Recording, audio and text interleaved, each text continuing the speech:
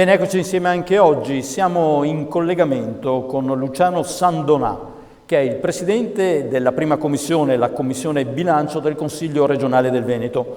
Commissione che ha ricevuto anche il plauso del presidente della regione Luca Zaia per essere riuscita ad approvare il bilancio triennale 2021-2023 entro i canonici termini, evitando l'esercizio provvisorio. Ciò è stato particolarmente difficile e comunque insomma evidentemente si è lavorato sodo e nel pieno rispetto di maggioranza ed opposizione. Dicevo, era stato particolarmente difficile perché ricordiamo il rinnovo del Consiglio regionale è stato alla fine dell'estate, quindi i tempi di insediamento e di procedure erano veramente stretti, quindi complimenti veri al presidente Luciano Sandonà e ai suoi colleghi.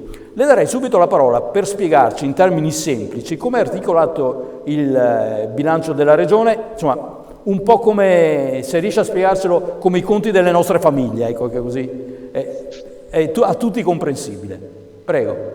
Trattandosi di numeri, sono numeri anche molto precisi, però occorre anche cercare di renderli comprensibili, come diceva lei.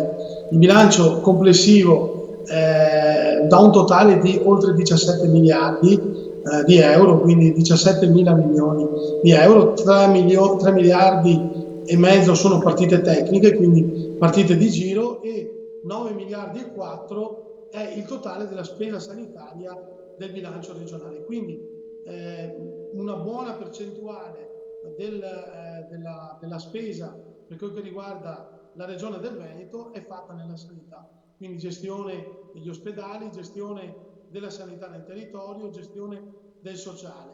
Tutto il resto viene suddiviso in tutte le categorie che poi interessano direttamente anche i cittadini in altri aspetti, quindi investimenti, infrastrutture, sociale, poi fondi comunitari, formazione professionale, quindi via via tutta una serie di altre spese che vengono garantite, la cultura, che vengono garantite e supportate dalla regione, quindi con degli organi anche territoriali, oppure dando dei contributi a coloro che poi svolgono delle attività con cui noi dopo tutti i giorni veniamo a contatto. Ecco, se non vado errato ci sono 17 miliardi a disposizione per le attività che lei ha citato, è corretto? Bilancio complessivo di 17 miliardi. Su 3 anni. Quello complessivo della Regione Veneto. Bisogna togliere 3 miliardi e mezzo che sono partite puramente tecniche, e poi occorre togliere quello che ho detto prima, che sono i 9 miliardi e 4 a disposizione della sanità, quindi tutta la spesa sia del personale che delle attrezzature, delle infrastrutture sanitarie che usiamo tutti i giorni e sono appunto di diretta competenza della regione.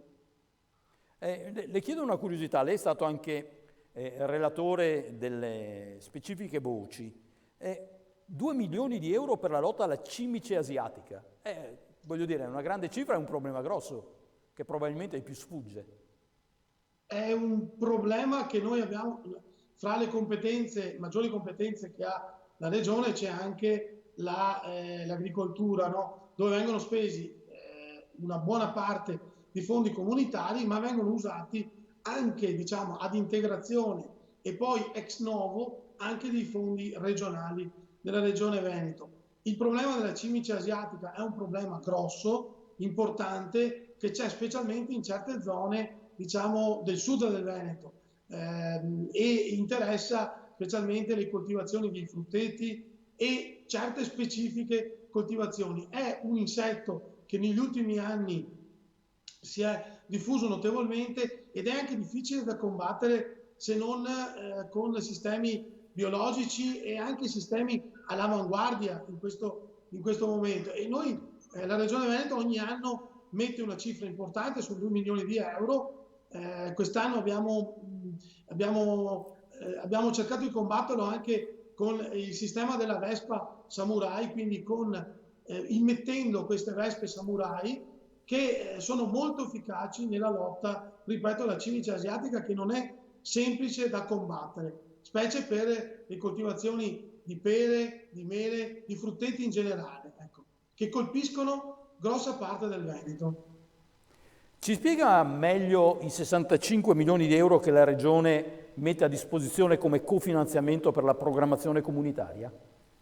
La Regione mette a disposizione 65 milioni per i 3 anni, quindi in ogni anno 65 milioni di soldi della Regione Veneto, che cofinanzia i fondi comunitari che per l'anno 2021 sono pari a 254 milioni di euro, e si sommati ai fondi della Regione e ai fondi dello Stato danno un totale di 413 milioni di euro.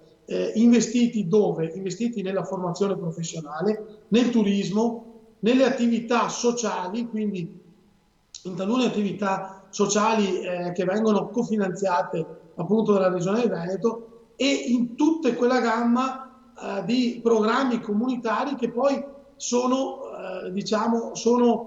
fanno parte di progetti comunitari che poi la Regione presenta all'Europa. E ricordiamo che la Regione Veneto spende praticamente tutti i soldi che sono stati messi a disposizione dall'Unione Europea nel corso degli ultimi 6 anni, quindi dell'ultimo programma che è stato fatto dall'Unione Europea. Quindi quasi il 100% dei fondi comunitari. Per quel che riguarda dal 2022 in avanti ci sarà la nuova programmazione europea che stiamo attendendo. La Regione Veneto comunque ha già stanziato il suo cofinanziamento, che è pari a 65 milioni, anche per l'anno 2022 e 2023. Ecco, una cosa che abbiamo imparato in tempo di pandemia è che in termini di finanza pubblica tra il dire ed il fare, insomma, veramente c'è di mezzo tanto. Lungi da qualsiasi strumentalizzazione politica, però per chiederle, questi soldi sono già nel salvadanaio della Regione? Cioè siamo sicuri che poi questi soldi ci saranno? Sono soldi già nel salvadanaio della Regione, sono soldi, il fatto che siamo riusciti ad approvare il bilancio addirittura prima di Natale, come diceva lei prima, facendo una vera e propria maratona, diciamo, negli ultimi 2 mesi, garantisce che la Regione dal primo dell'anno possa spendere tranquillamente i soldi stanziati in bilancio e anche quello che arriva dai fondi statali e dai fondi dell'Unione Europea. Ecco, un'altra grossa parte viene spesa nei programmi diciamo, che riguardano l'agricoltura, quindi nel finanziamento delle nuove attività agricole, di coloro che sono dei giovani agricoltori. Ricordiamo che ci sono dei programmi che sono molto importanti, che hanno dato linfa al nostro settore, permettendo anche di rinnovare le attività agricole, introducendo delle nuove coltivazioni, introducendo dei nuovi tipi di allevamento, facendo anche agricoltura d'avanguardia, proprio come è l'agricoltura del Veneto in questo momento, perché noi facciamo e produciamo soprattutto prodotti di nicchia che hanno un grosso peso specifico nel mercato nazionale e anche internazionale. In una dichiarazione l'assessore competente Francesco Calzavara ha sottolineato che per l'11° anno non vengono introdotte nuove tasse e non si applica l'addizionale IRPEF, e questo porta ad un risparmio per le tasche dei veneti di oltre 1 miliardo di euro. Poi dice Calzavara, ogni ragionamento lo lasciamo al futuro, anche se il tema centrale non è introdurre l'IRPEF, ma eventualmente pensare ad una tassa di scopo. Ci traduce questo ragionamento? È un ragionamento che trova base, diciamo, nella dialettica politica che abbiamo affrontato in Consiglio regionale negli ultimi giorni. Il Veneto è tax free per l'11° anno consecutivo, cioè noi siamo l'unica regione in Italia che non applica l'addizionale regionale e la sovrattassa IRAP ai nostri concittadini, lasciando 1.213 milioni nelle tasche dei veneti ogni anno. Ricordiamo che se applicassimo le aliquote dell'Emilia Romagna avremmo una tassazione ulteriore per i veneti di oltre 300 milioni di euro, che significa insomma un peso nelle tasche dei cittadini e delle imprese venete.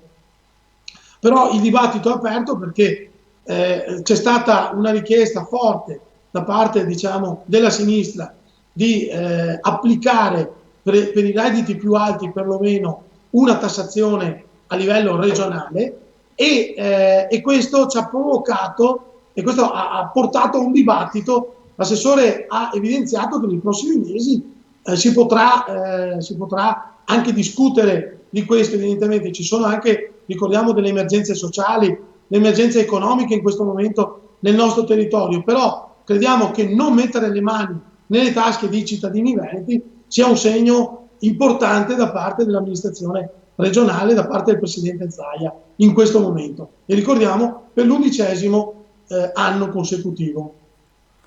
Concluderei con un dato personale. Lei professionalmente si occupa di contabilità. Ecco, per un professionista del settore è facile capire i conti della regione o secondo lei in qualche maniera ci vorrebbe anche in questo una semplificazione? Allora, capire i conti della regione non è così semplice, però è come un bilancio normale di un ente pubblico, si sfaccetta di numerosissimi organismi. La regione è fatta di tantissimi compiti che le sono stati demandati nell'ambito di una, virgolette, autonomia regionale che abbiamo da parte dello Stato. Quindi la regione si occupa, ripeto, di salute, di agricoltura, di infrastrutture, di attività produttive, di formazione professionale, e noi in questo momento abbiamo chiesto anche l'autonomia regionale, l'abbiamo chiesta con forza, con un referendum, quindi per aumentare il peso specifico della Regione Veneto. Se vuole, io mi permetto di dire che la Regione Veneto ha anche un alto grado di efficienza amministrativa nella gestione delle proprie risorse e nella gestione di tutto ciò che sono i compiti che sono ad essa domandati. Ed è proprio per questo che abbiamo richiesto maggior autonomia e maggiore risorse da parte dello Stato, che dopo di tutto sono risorse nostre, che vengono lasciate dai cittadini veneti allo Stato nazionale. Ricordiamo che l'avanzo l'avanzo della Regione Veneto, dei cittadini della Regione Veneto, supera i 15 miliardi di euro lasciati allo Stato nazionale senza che ci tornino indietro. E noi con questi soldi, una parte di questi soldi, vogliamo efficientare maggiormente la scuola, le amministrazioni locali, tutto quello che sono le amministrazioni pubbliche che potrebbero essere governate direttamente dalla regione, quindi con un ente più vicino al territorio rispetto allo Stato. Grazie, mi pare capire comunque che anche con i numeri della finanza pubblica lei si trova a suo agio. Perché noi cittadini, insomma, con le leggi, credo che ormai abbiamo perso francamente il lume della ragione. Bisognerebbe cercare, vede, di semplificare maggiormente. Questo è uno dei punti che ci dobbiamo trovare nei prossimi anni. Quindi semplificare maggiormente non solo la normativa statale, ma anche le normative regionali, e noi lo stiamo facendo, per esempio uniformando i regolamenti edilizi dei singoli comuni e rendendoli uguali, pur con qualche piccola sfaccettatura, diciamo, dovuta ai comuni più grossi, a quelli più piccoli, a quelli che hanno più territorio agricolo, eccetera. E questo è uno dei compiti, sinceramente, dei prossimi anni, uno degli obiettivi che ci poniamo, per i cittadini e per le imprese. Grazie a Luciano Sandonà, che è il presidente della Commissione Bilancio, la prima commissione del Consiglio regionale del Veneto. Grazie per queste indicazioni sul bilancio triennale recentemente approvato. Naturalmente gli auguri di buon anno e di buon lavoro. Grazie a lei e grazie a tutti i telespettatori. Grazie a tutti, ci vediamo alla prossima.